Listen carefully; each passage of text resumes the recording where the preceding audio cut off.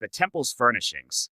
He made an altar of bronze, 20 cubits long and 20 cubits wide and 10 cubits high. Then he made the sea of cast metal. It was round, 10 cubits from brim to brim, and 5 cubits high, and a line of 30 cubits measured its circumference. Under it were figures of gourds, for 10 cubits, compassing the sea all around. The gourds were in 2 rows, cast with it when it was cast. It stood on 12 oxen, 3 facing north, 3 facing west, 3 facing south, and 3 facing east. The sea was set on them, and all their rear parts were inward. Its thickness was a handbreadth, and its brim was made like the brim of a cup, like the flower of a lily.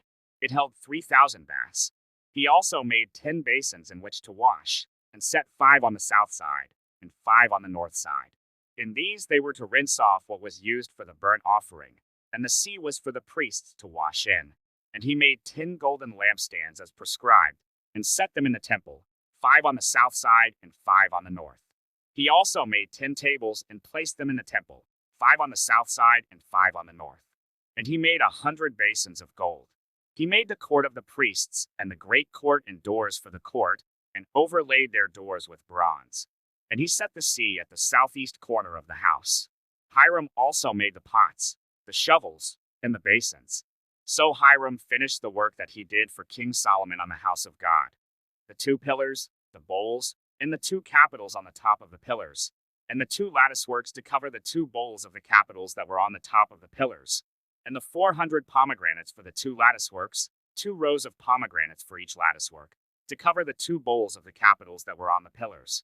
He made the stands also, and the basins on the stands, and the 1 sea, and the 12 oxen underneath it, the pots, the shovels, the forks, and all the equipment for these Hiram-abi, made of burnished bronze for King Solomon for the house of the Lord. In the plain of the Jordan the king cast them, in the clay ground between Succoth and Zeredah. Solomon made all these things in great quantities, for the weight of the bronze was not sought.